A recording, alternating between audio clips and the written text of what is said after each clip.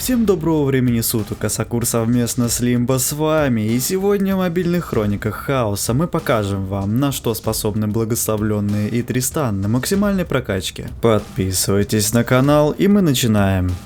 Прошло уже несколько месяцев с ввода в игру Тристана и введения в игру особенностей под названием «Благословленные». Настало время показать, что они из себя представляют, и вы решите для себя, нужны они вам или нет. Ролик поделен на две части. В первой части все 7 благословленных в защите будут отражать атаки против следующих 20 пачек, список у вас на экране. Защита будет динамичной, и паки в обороне от боя к бою будут меняться, так как у нас в распоряжении не 5, а целых 7 героев благословленных, и против каждого конкретного пака мы будем выставлять наиболее подходящих благословленных. Мы будем обороняться против пачек с Кархом, оленями, Сатори, физиками, критовиками, тесаком с Пеппи и так далее. В видео Лимбо вы можете посмотреть бои против этих паков, список у вас на экране, ссылку я оставлю в описании. Как и всегда, передо мной стоит цель максимально разносторонняя показать благословленных, поэтому в защите будут и победы, и поражения, и ничьи. А уже во второй части с помощью пачек, состоящих из не менее 3 благословленных и любых других героев в атаке, мы будем сражаться против тех же 20 пачек, чтобы показать вариации использования благословленных с обычными героями, которые способны выдавать совершенно новые виды пачек с ними. В том числе мы отыграем проигрыши и ничьи с первой части и попробуем сразиться с помощью других составов с благословленными против тех пачек, которых мы смогли одолеть в защите. Абсолютно все герои во всех сражениях имеют максимальную прокачку, и за все предоставленные бои спасибо Лимбо, ведь именно благодаря этому человеку вы смотрите данное видео. Кратко про синергию благословленных. Несмотря на то, что в нашей игре под особенностями объединяют персонажей, схожих по каким-либо внешним признакам, а второстепенно по способностям, с данной конкретной особенностью все равно получилось достойно. Давайте разбираться. После ввода благословленных улучшили Гелиуса, выдав ему лечение для героев с такой же особенностью при применении первого, второго и третьего умений. Одна сфера Гелиуса моментально исцеляет всех благословленных на 2% от максимального здоровья, 2 сферы на 4%, а 3 соответственно на 6%.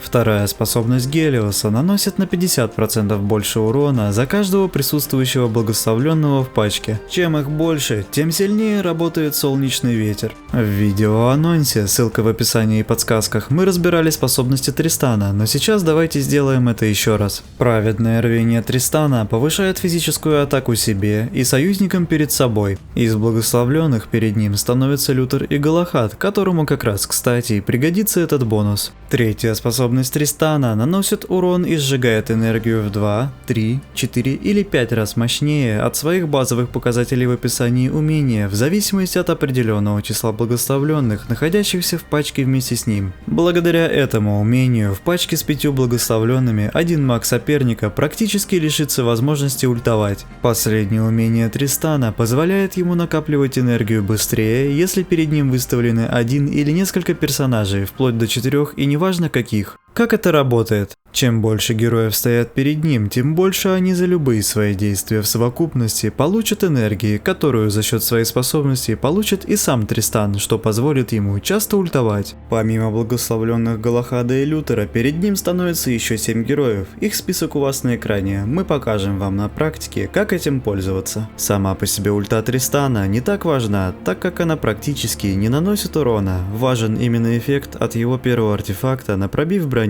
Благодаря постоянной подзарядке с 4-го умения и вследствие частой раздачи артефакта с эффектом на пробив брони, Тристан позволяет Галахаду и Артемис, как и любым другим физикам, наносить полный физический урон с их атак и умений. И так как монолит Корнелиуса также наносит физический урон, с данным артефактом раскроется возможность игнорировать показатель брони магов соперника и наносить физический урон с гранита в полном объеме. В нынешних реалиях подобный сценарий заканчивается тем, что одним монолитом выносится практически любой маг вне зависимости от того, как много у него здоровья. А помимо ударной силы гранита, у благословленных в арсенале и так немало средств борьбы против магов. Оставшиеся 3 умения Корнелиуса, его артефакт и артефакт Маркуса на защиту от магии, третья способность Тристана, и хоть это мелочь, но и доктрина Лютера также является антимагическим умением. В целом, только у Гелиуса и Тристана есть способности, связующие всех благословленных, у остальных 5 синергия между собой на уровне их особенностей отсутствует. Вооружившись этой информацией, приступим к боям.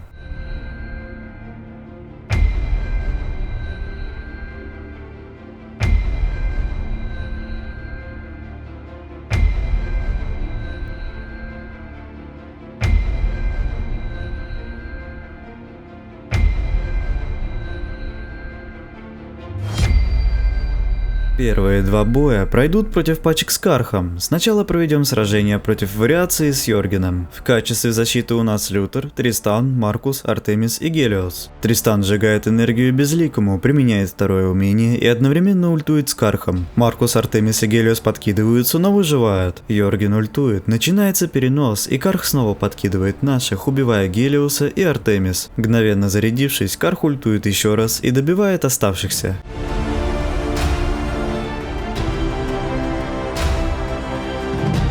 Следующий бой пройдет против Кархапака в вариации с Небулой. В обороне те же благословленные, но вместо Маркуса поставим Корнелиуса. Гелиос прогревает Карха солнечным ветром, и из-за этого он быстро накапливает энергию и под бафом Небулы подкидывает Артемис, Лютера и Гелиоса, нанося катастрофические повреждения защищающейся команде, после которых очевидно, что победа за нападающими. Хотя в целом любые комбинации семи благословленных всегда проигрывают классическим пакам с Кархом. Имейте это в виду.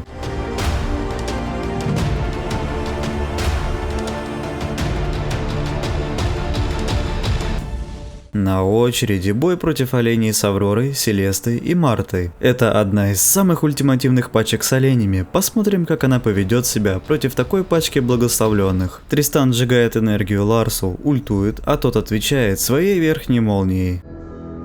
Лютер прыгает вглубь пачки соперника, а Ларс цепной молнией заряжает всех наших. Полетел под пробивом монолит в Кристу, но она уворачивается благодаря артефакту Авроры. Лютер провоцирует всю команду с оленями атаковать его. Марта ускоряет их, и Ларс молниями под Селестой вносит немало урона, но все герои остаются живыми. Очередная верхняя молния позволяет зарядиться Ларсу и призвать бурю, но она оказывается малоэффективной, так как метка Корнелиуса на нем дает о себе знать. Селеста применяет светлую форму и снимает с Ларса эту метку. И еще одна молния добивает Тристана. Начинается полноценная буря, которая стягивает Лютера обратно в пачку к благословленным. Однако в этот момент на поле нет шипов Кристы, и поэтому защищающиеся успешно переживают ее. Лечение от Гелиоса и Маркуса, а также его артефакт на защиту от магии и такой же артефакт Корнелиуса плюс его антимагические способности все же позволяет выдержать натиск оленей под Мартой и Селестой. Время кончается, и это ничья. Олени были близки к победе.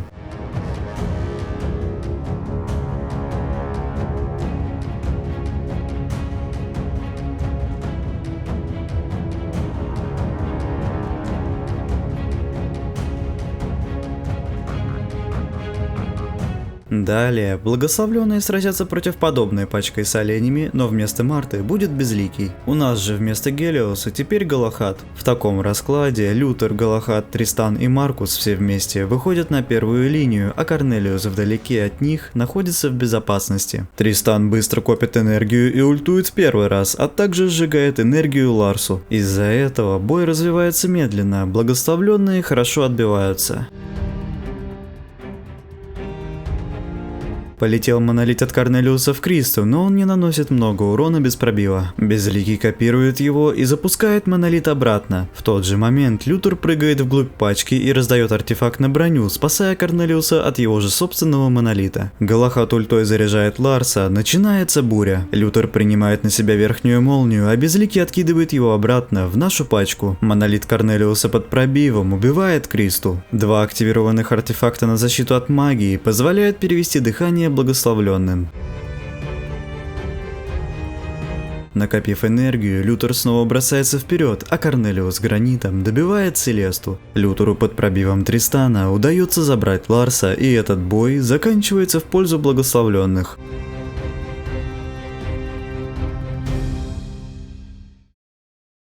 Вслед за этой пачкой с оленями мы попробуем сразиться против трех эльфов с Небулой и Андвари. Защищаются Лютер, Галахад, Тристан, Маркус и Гелиос.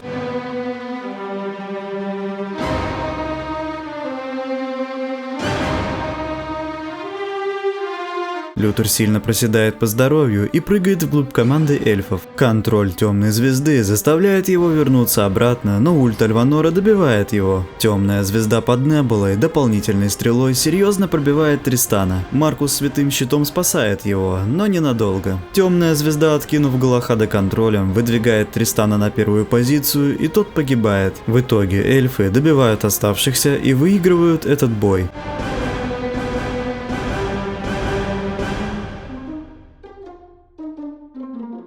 А что может противопоставить состав из классической пачки с Тесаком, Селестой и Пеппи против Лютера, Галахада, Маркуса, Корнелиуса и Гелиоса? Давайте посмотрим. Селеста своими базовыми магическими атаками медленно, но уверенно разминает Лютера. Галахад выбегает вперед, но его откидывает Безликий. Щит Пеппи накладывается на Тесака, и Лютер, зарядившись, прыгает к ней. Однако Безликий откидывает его обратно в свою пачку. Тесак вытягивает Гелиоса, и 4 благословленных находятся на одной линии. Щит Пеппи наносит серьезные повреждения всем нашим. Маркус умирает, а Лютер и Гелиос едва живые. Монолит Корнелиуса влетает в Селесту и убивает ее. Лютер снова прыгает во вражескую пачку, а очередной кураж Пеппи добивает Гелиоса. Марта применяет ускорение, а Безликий откидывает Лютера обратно в пачку. В это же время Тесак вытаскивает Корнелиуса в первый ряд, все благословленные попадают под оглушение. Корнелиус гранитом добивает Пеппи, погибает Лютер, Маркус помогает своим лечением, но у его формы духа заканчивается время действия. Он затянул время как смог, и наш Галахад остается живым, сводя этот бой в ничью.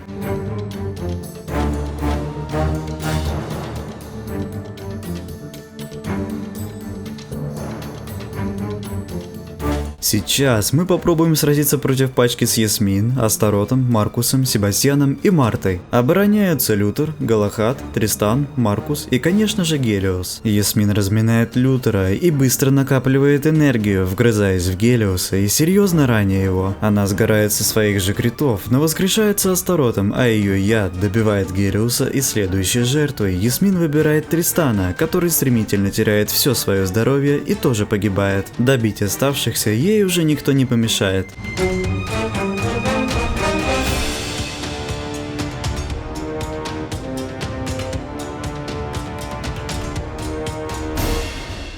Теперь мы попробуем напасть на благословленных Крита пачкой с Эльмиром и Джинджер. Надежно защитим Тристана 2 танками, а Артемис с ослеплением и Гелиос с пламенным возмездием помогут остановить данный агрессивный Критопак. Лютер стремительно теряет здоровье, ультует и умирает, а зарядившаяся Джинджер критует свинцовой бурей и сгорает от ответного урона со сферы Гелиоса. Наш Галахад перед смертью успевает ультануть и добить Эльмира, и в итоге Тристан с Артемис и Гелиосом вместе останавливают нападающих.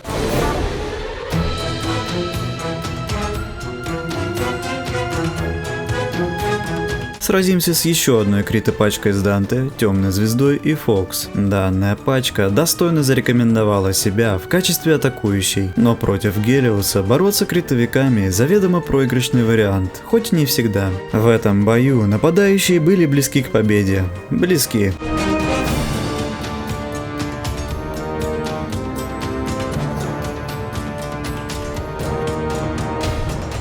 Дальше благословленные будут защищаться против критопачки с Галом, Андвари и Корнелиусом. Это одна из самых распространенных пачек с критами в защите. Посмотрим, как она покажет себя в атаке. Лютер быстро теряет здоровье и ультует. Вражеский Галахад из-за пробива нашего Тристана также стремительно проседает по ХП и применяет стальные небеса, но не наносит внушительного урона. Наш Лютер погибает, как и Галахад соперника, а Андвари и Себастьян под пробивом не в состоянии пережить урон от нашей команды. Следующий бой проведем против Астарота, Джу, Небулы, Фокс и Марты. Сейчас мы выясним, что Джу может сделать благословленным с Гелиосом в конце.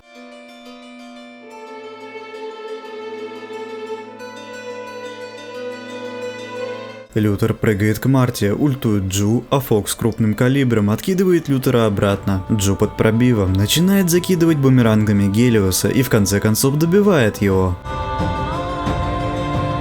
И спустя короткий промежуток времени он заряжается вновь и убивает Артемис. Джу удалось навести суматоху против благословленных и победить в этом бою.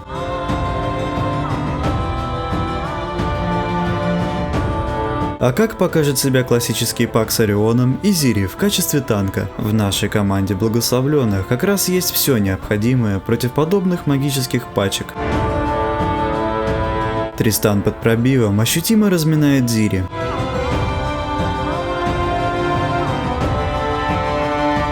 Полетел первый в этом бою монолит от Корнелиуса, который моментально забирает Гелиоса.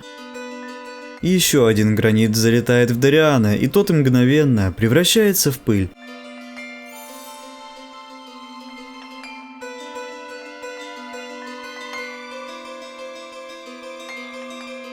Йорген не задевает нашего Корнелиуса пыткой бессилия, что позволяет ему от переноса накопить энергию на очередной монолит и разбить его об Ориона. Этот бой заканчивается ничьей, остается одна Зири, а все благословленные живы.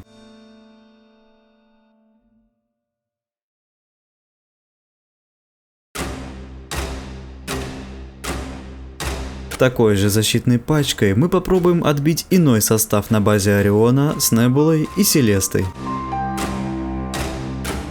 При первом же залпе ракет Лютер сильно проседает по здоровью, прыгает к Гелиусу и погибает. Несколько запусков ракет Ориона подряд позволяют зарядиться Галахаду, которые обрушивают на него остальные небеса и вместе с Тристаном добить его первый раз. Зарядившийся Корнелиус также ультует, монолит добивает Селесту и вражеский Астарот также погибает. Против такой вариации с Орионом благословленные одерживают победу. Протестируем пачки с Сатори. Как можно заметить, метки лисьего огня накапливаются над Тристаном в огромном количестве за то, что он получает энергию от своего четвертого умения благодаря Лютеру и Галахаду перед ним, так как по механике она считается дополнительной. Хорошая новость состоит в том, что своим третьим умением Тристан сжигает энергию Сатори, и в боях против благословленных ему очень редко удается выпустить свою хищную стаю. Главное, чтобы с ним в пачке не было мага с более высоким показателем пробива защиты от магии, так как способность будет применяться на этого мага.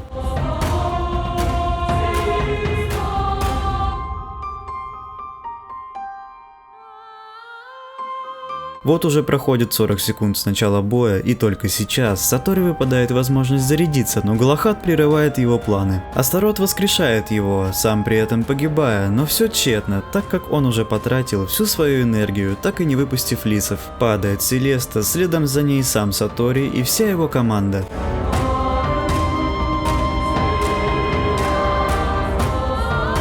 Нападем на благословленных еще одной популярной пачкой Сатори, а для разнообразия защиты заменим Тристана на Гелиуса.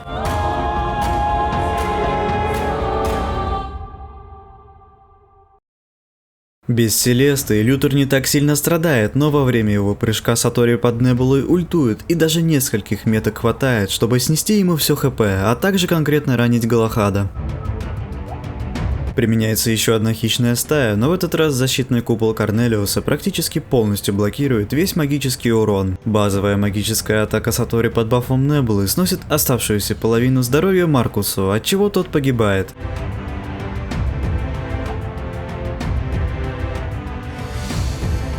Галахад ультует, а Сатори отвечает своими лисами.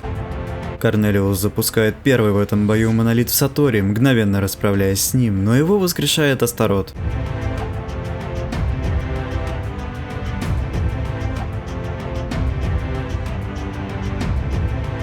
Дед едва живой снова кастует гранит и второй раз добивает Сатори. Гелиус своевременно помогает своим лечением, и все-таки этот бой заканчивается ничьей.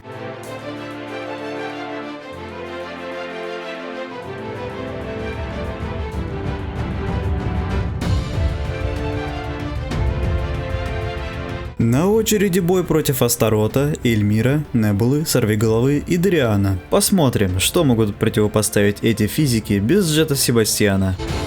Отпрыгивает Эльмир, Сорвиголова накапливает энергию и расстреливает Галахада, вышедшего на первую позицию. Лютер прыгает к Эльмиру, а Артемис под пробивом обрушивает град стрел и добивает Сорвиголову. Наш Лютер также погибает. За счет большого объема здоровья Тристан некоторое время способен впитывать урон, что он и демонстрирует, прикрывая своих и добивая героев соперника.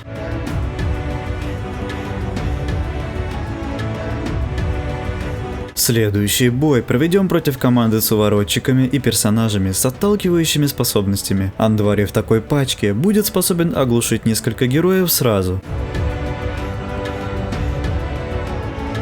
Очень быстро Тристан теряет здоровье и умирает. Маркус выживает на грани, Лютер прыгает к Хайди, и Данте начинает отталкивать его в обратную сторону поля боя. Сражение буквально разделилось на две части. Благодаря этому наши благословленные получают возможность исцелиться, и выигранное Лютером бесценное время сводит этот бой в ничью.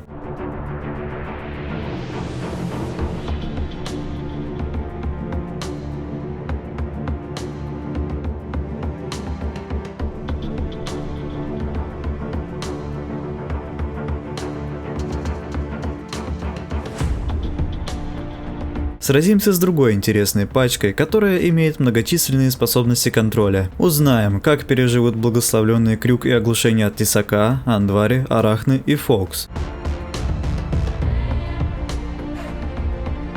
Тесак вытягивает Гелиоса, и все защищающиеся находятся примерно на одной линии. Лютер прыгает к Фокс и серьезно ранит ее. Гелиос на первой позиции достойно держится, Маркус помогает ему своим щитом. Фокс откидывает крупным калибром Лютера обратно, и тем временем прошло уже больше 45 секунд с начала боя, но все 10 героев до сих пор живы. Марта ускоряет своих, а Фокс с помощью канонады под пробивом стреляет в Лютера, и тот вновь прыгает к ней.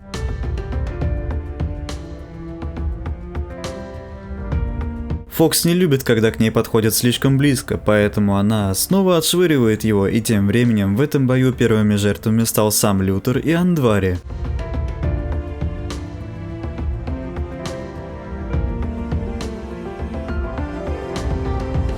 Находясь в бесконечном контроле, следующим не выдерживает Галахад, а за ним и Маркус. Гелиусу все же удается добить Фокс пламенным возмездием. И все же, даже после потери всего своего здоровья, Маркус все равно остается полезным и не дает умереть своим собратьям. Очередная ничья.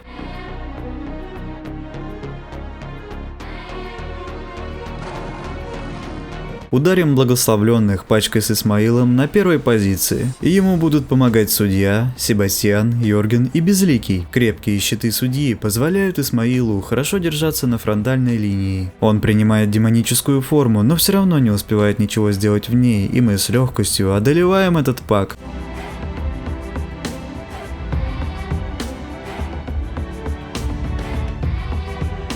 И напоследок попробуем отбить атаку против еще одной очень необычной пачки. Майя в качестве танка под судьей, а также Маджо, Йорген и Безликий будут пытаться победить благословленных. Майя ультует и стягивает всех в центр. Судья применяет ионный циклон, а Йорген обрушивает на всех пытку бессилием. В это же время Тристан незаметно сжигает энергию Маджо, что не позволяет раздать атакующим артефакт, пробив защиты от магии. Майя снова ультует, но ее цветок не так эффективен, так как метка Корнелиуса на ней дает о себе знать. Но и не только метка дает о себе знать, так как запускается монолит, который все же добивает Майю. Теперь мы без проблем можем победить и эту пачку.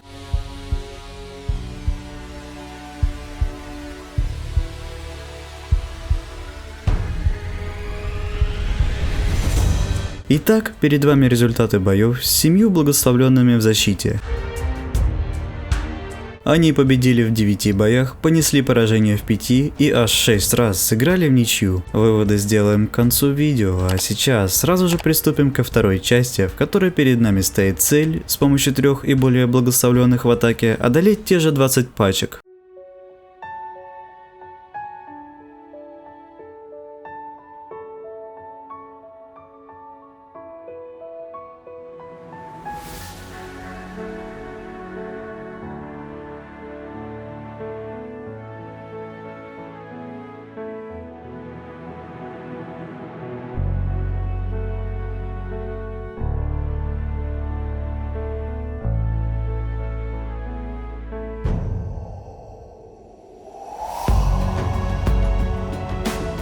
Снова начинаем против пачек с Кархом, и в нашу команду мы доберем, конечно же, Андвари, а также Себастьяна для улучшения критов Артемис. Тристан в такой пачке успешно выступает в роли танка, так как имеет более 500 тысяч здоровья. Совместно с Андвари они оба своими атаками задевают и Астарота, и Карха, а Гелиос с улучшенным солнечным ветром также заставляет Карха стремительно терять свое здоровье. Артемис под дебафом Себастьяна на Астароте наносит увеличенный урон, и все эти факторы вместе взятые помогают помогает победить нам против этой пачки с Кархом. Против Карха с Небулой мы можем себе позволить выставить Галахада, Андвари, Корнелиуса, Безликого и Гелиоса. Наши преимущества практически те же. Андвари защищает от подбрасываний, Галахад достойно держится и пробивает Карха во втором ряду, и Гелиос достает до него своей сферой. В этом бою также можно увидеть, как действует копирование монолита Корнелиуса.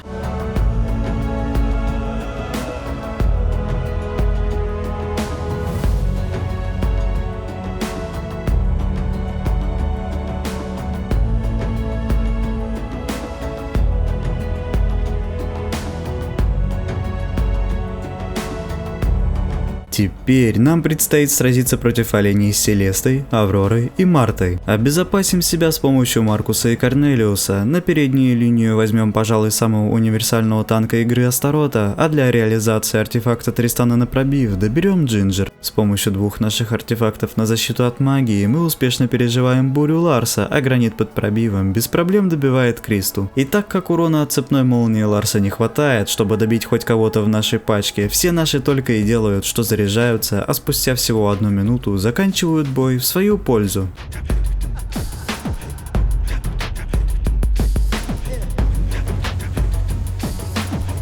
Далее попробуем сразиться против похожего пака с оленями, где вместо Марты будет Безликий. У нас же Тристан в качестве танка, благословленные антимаги Маркус и Корнелиус, а также Йорген и Безликий в качестве универсального варианта под наш случай. Даже против базовых магических атак Селесты Тристан показывает себя достойно, а своевременная поддержка в виде святого щита от Маркуса спасает ему жизнь. Зарядившиеся Йорген и Безликие обрушивают 2 пытки бессилием на оленей, от чего мы быстро, без труда добиваем Селесту и Ларса, а монолит Корнелиуса переносом забирает Безликого. Авроре и Кристи осталось совсем недолго.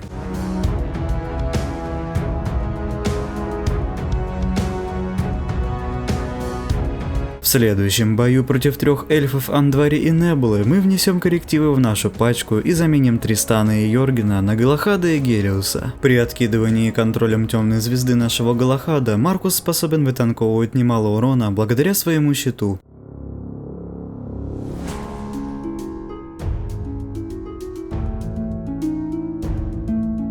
А пара монолитов – серьезная угроза против любых магов, кем, кстати, и является Альванор, ставший первой жертвой в этом бою. Гелиос под пробивом защиты от магии сносит заметное количество здоровья взрывами от своих сфер, что также является нашей ударной силой. Корнелиус и Безликий находятся в полной безопасности, так как Маркус и Галахад великолепно сдерживают стрелы темной звезды под Небулой, и выиграть этот бой лишь вопрос времени.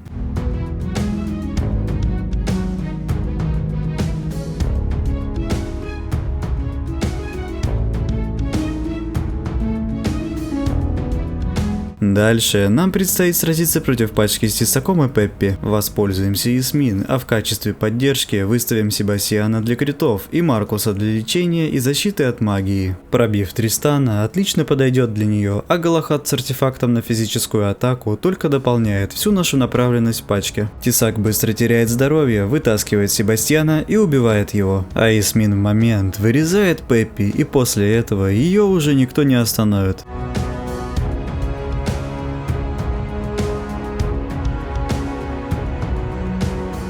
Она ловко справляется с Безликим, а потом и с Мартой. Тесак и Селеста также не могут сопротивляться против всего этого.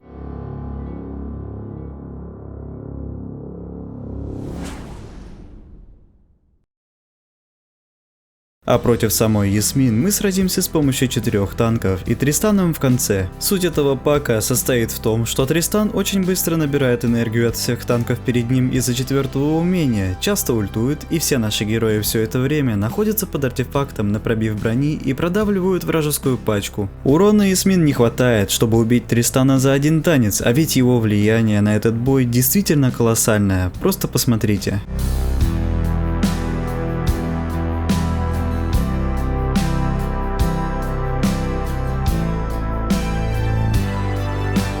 В борьбе с критопачкой из Галахада, Эльмира и Джинджер нам безусловно поможет Гелиос и Зири совместно с Галахадом, Тристаном и Маркусом. Зири, пожалуй, лучший танк против физиков, она в состоянии выдерживать огромный урон за счет ХП, брони и всех своих умений. Гелиос без всякого сомнения сводит практически любых критовиков против него к поражению, и вот мы видим, что прошло чуть больше 10 секунд с начала боя, а Эльмир уже не выдерживает всего этого и погибает. Джинджер остается без пробива брони и уже никак не повлияет на этот бой.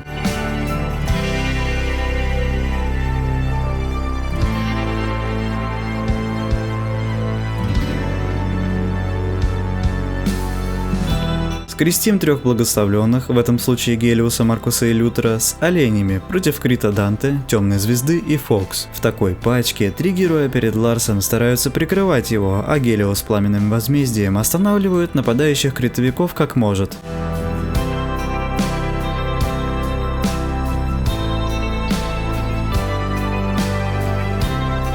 Применим новый вид Ориона пака вместе с Маркусом и Лютером. В принципе, таким паком можно пользоваться против критовиков на Гранд Арене или МВГ, когда другие ваши из этой пачки сражаются против других физиков. На максимальной прокачке всех героев в атакующей пачке монолит Корнелиуса всегда будет лететь сначала в Гелиуса, затем в Дариана и только потом в Ориона. Этот нюанс допускает возможность победы над Дедом, если, конечно, нет других антимагических угроз. Также не стоит преуменьшать значение щита Маркуса, в этом бою он ярко показывает все свои возможности.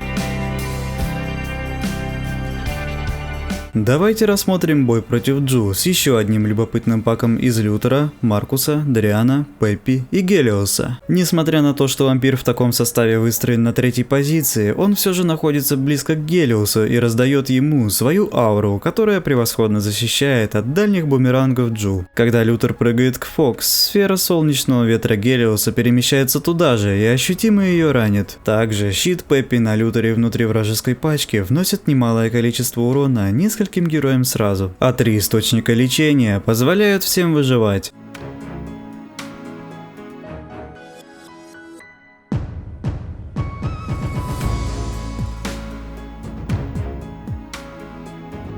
Пламенным возмездием Гелиос убивает Фокс, а после и все оставшиеся герои соперника терпят поражение.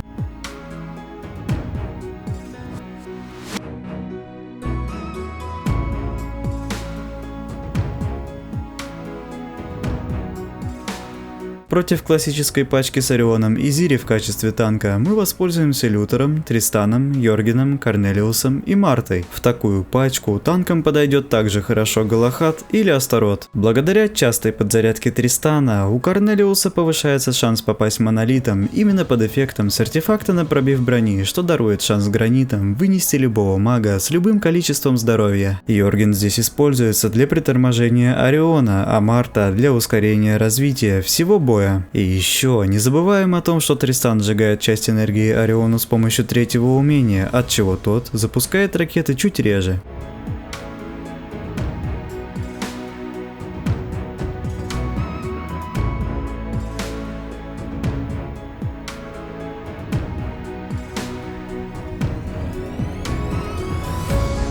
Сразимся против еще одной популярной пачкой с Орионом. 3 героя в нашей пачке, Маркус, Корнелиус и Тея, имеют первый артефакт на защиту от магии. Вместе с ними Кай под вампиризмом и Тристан в роли танка, предназначение которого в этом бою сводится к быстрой ульте и раздаче пробива для Корнелиуса. С помощью него монолит выносит Селесту, и у соперника тратится воскрешение. Тея молчанием и Кай оглушениями от торнадо сбивает применение умений соперников, и даже без живого Тристана и Маркуса нам удается победить эту пачку.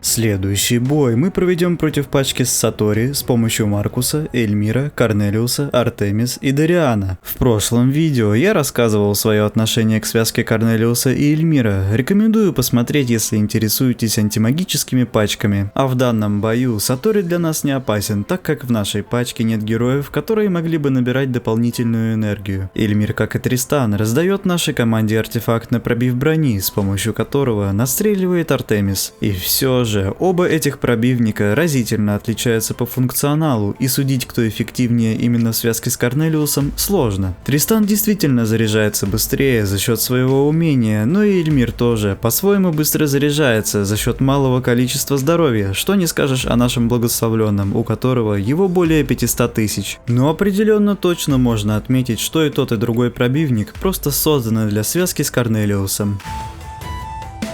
На Саторе в другой вариации мы нападем иными героями, но с сохранением Корнелиуса и Маркуса, так как это наше главное антимагическое звено благословленных. Судья будет накладывать на Галахада щит, чтобы перекрыть урон с неприятных базовых магических атак Сатори под Небулой. Также важно отметить, что использовать Сатори в защите не самая удачная идея, так как если атакующий может себе позволить не нападать с Йоргеном, Орионом или Кархом, то смысл этого героя теряется, ведь он не нанесет должного урона без дополнительных меток. Так и здесь. Наши герои не боятся его и уверенно продавливают пачку соперника, даже без пробивника в своей команде.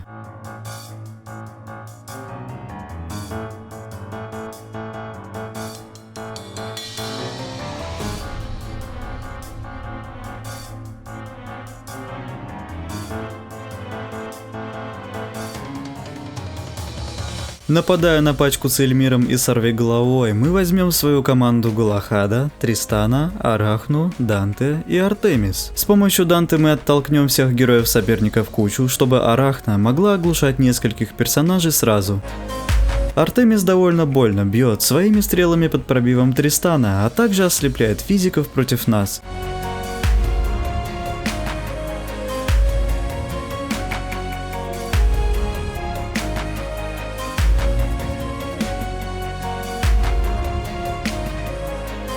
Теперь мы попробуем атаковать пачку уворотчиков с помощью 3 танков, Тристана и Дариана. 3 танка перед Тристаном быстро заряжают его, а вампир здесь выставлен для того, чтобы при отталкивании всех наших героев в кучу они получили возможность лечиться в его ауре. Наша команда практически все время находится под эффектом артефакта на пробив брони, что позволяет нашим танкам наносить больше урона и успешно прорывать пачку соперника.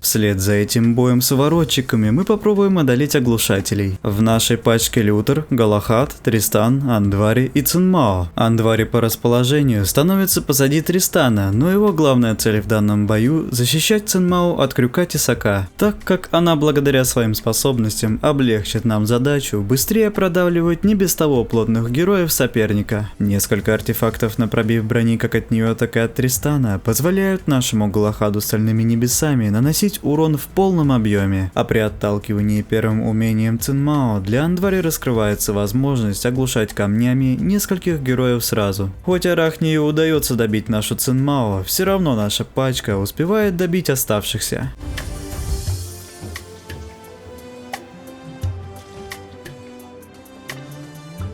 В бою против Исмаила мы возьмем Галахада, Маркуса и Артемис, добавим к ним ударной силы в виде пробива Цинмао и критов для всех от Джета. В нашей пачке также есть 2 источника ослепления, которые вовремя спасают от атак Исмаила, а тот, промахиваясь, теряет шанс исцелиться вампиризмом с помощью своих тычек и поэтому погибает. А за ним погибает вся его оставшаяся команда. Артемис и Цинмао в паре хорошо показали себя в этом бою.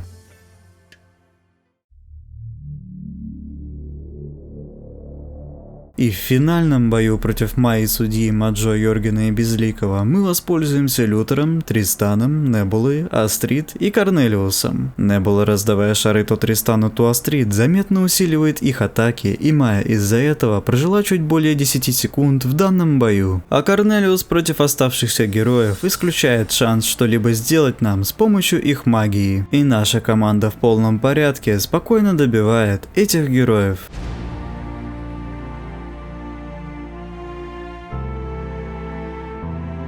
Результаты боев с благословленными в атаке у вас на экране, в скобочках указано, за какое время мы победили. Что можно сказать в итоге? Благословленные не бесполезная особенность в нашей игре. В ней за счет добротной синергии способностей и артефактов сочетаются и танки, и физики, и антимаги. А 5 из 7 героев из них определенно точно респектабельны. И если учитывать перспективу и тенденции в нашей игре, то рано или поздно ребалансу подвергнутся как и Артемис, так и Лютер. Это всего лишь вопрос времени. Тристан интересен не только в пачке с одними благословленными, но и в других пачках, например с 3 или даже 4 танками перед ним. Пожалуй, это самое любопытное его применение, которое может оказаться эффективным против той же метакрита физиков. Также стоит отметить, что вариации с благословленными, показанные в видео, лишь малая часть того, что можно придумать. Кстати, так как их целых 7, то открывается возможность разбить их на 2 пачки. Например, в одной все будет строиться вокруг Тристана, а в другой вокруг Гелиоса. Стоит ли качать абсолютно всех благословленных? Сомневаюсь. Это дорогое удовольствие. Даже 5 героев из 7 довольно затратное дело, впрочем, решать вам, но в любом случае это те герои, применение которым можно найти. Их потенциал в полной мере раскроется именно после переработки Артемис и Лютера, но и сейчас они довольно хороши. А что вы думаете про новую особенность? Напишите об этом в комментариях. И давайте попробуем набрать 1000 лайков для того, чтобы я прокачал Тристана и заснял видео, как на арене с помощью пачек вместе с ним я продвигаюсь к первому месту. Напоминаю вам, что лучшей благодарностью от вас будет подписка на меня и на Лимбо. Вам не сложно, а мне приятно. Всем спасибо за просмотр.